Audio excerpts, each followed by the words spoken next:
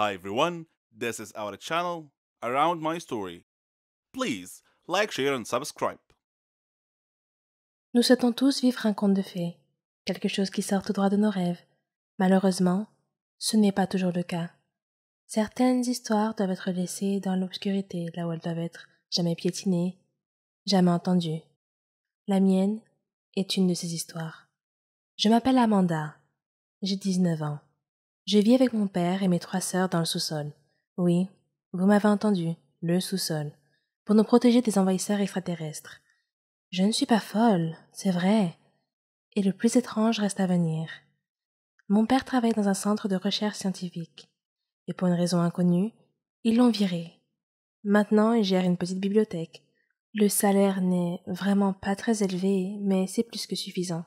Quant à ma mère, elle est morte mystérieusement. Un jour, elle est rentrée tard du travail. Et quand papa est rentré, et que nous lui avons dit qu'elle n'était pas encore arrivée, il a appelé la police. Ils l'ont cherchée partout, et ont finalement trouvé son corps dans la rivière. Il était déjà trop tard. Le coupable était inconnu. Il n'y avait aucun indice, aucune trace de quoi que ce soit. Ce jour-là, papa nous a réunis pour nous dire un secret. Il nous a dit que les extraterrestres avaient tué notre mère. Nous étions jeunes alors. Nous ne saisissions pas ce qu'il disait. Mais nous savions que papa ne mentirait pas. Il nous a aussi montré un papier avec une écriture étrange. Il nous a dit que le papier disait que les extraterrestres allaient envahir la Terre en quelques jours.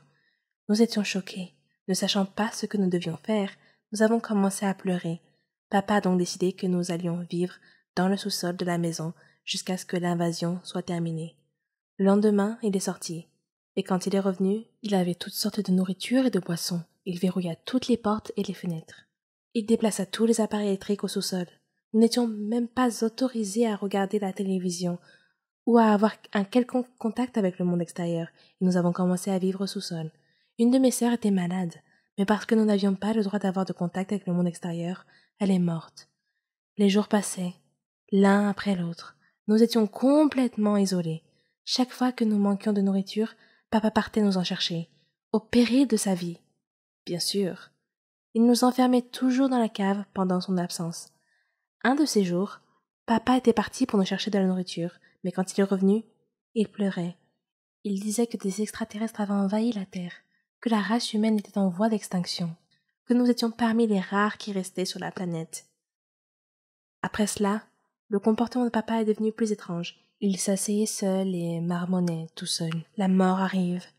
Tout est perdu. Et le temps passait indéfiniment. Des années semblaient s'être écoulées dans ce sous-sol. Un jour, papa est revenu de son voyage. Il avait un regard étrange et effrayant dans ses yeux, et il avait un pistolet à la main. Il nous a regardés et a dit « Je ne permettrai pas aux extraterrestres de vous tuer. Je vais vous épargner leur torture. Je vais mettre fin à cela moi-même. » Et il a pointé le pistolet dans notre direction.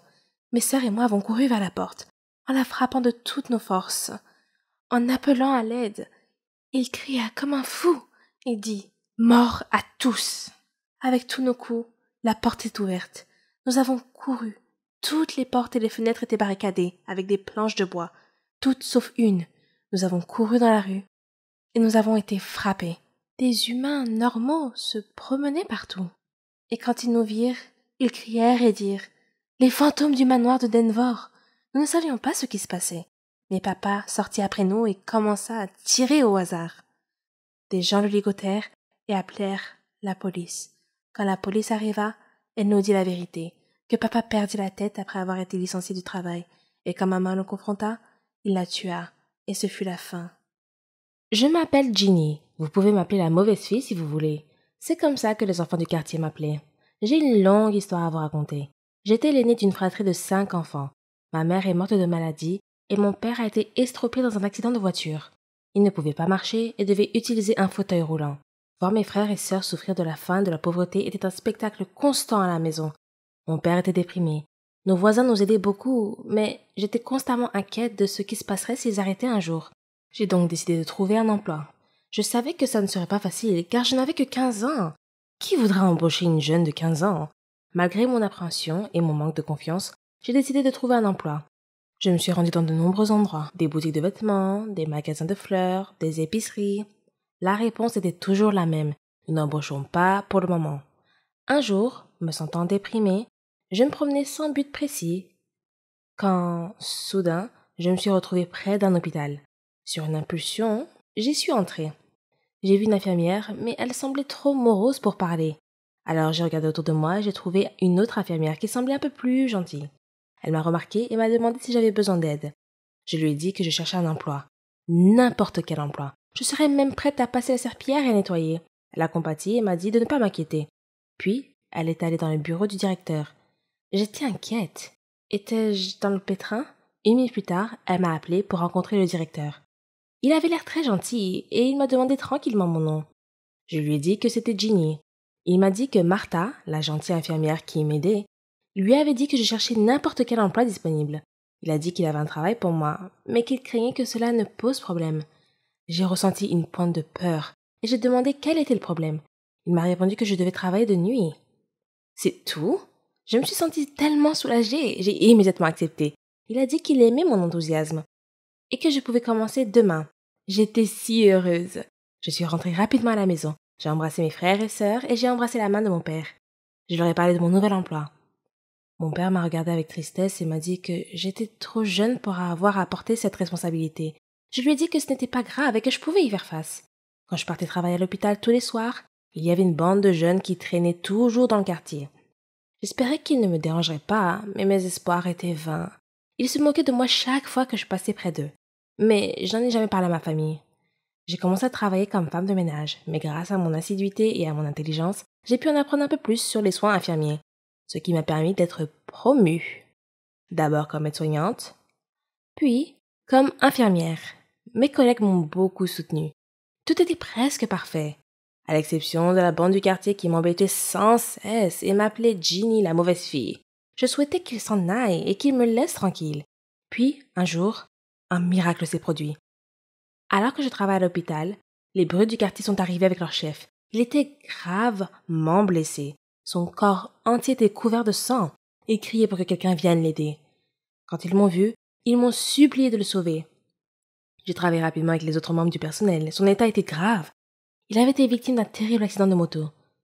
Le personnel et moi avons travaillé fébrilement pour stabiliser son état et le soigner. Après l'avoir stabilisé, j'étais épuisée. Soudain, quelqu'un s'est approché de moi. C'était le gang du quartier. Ils se sont excusés de s'être moqués de moi et m'ont demandé de les pardonner. Ils ont dit qu'ils ne savaient pas que je travaillais dans un hôpital. J'ai souri et leur ai dit que tout allait bien et que je les considérais comme mes frères et sœurs. Une autre infirmière est allée les voir et leur a dit que leur amie allait bien maintenant. J'étais tellement heureuse que mon problème soit résolu. Ils m'ont appelée pour parler à leur chef. Il avait les larmes aux yeux et m'a dit qu'il était tellement désolé et m'a demandé de lui pardonner. Il était si sincère que j'étais émue. Je lui ai demandé gentiment de se taire et de se reposer. Alors que je m'éloignais, il m'interpella et me remercia à nouveau. Après cet incident, le directeur m'a convoqué et m'a félicité d'avoir sauvé la vie du patient ce jour-là.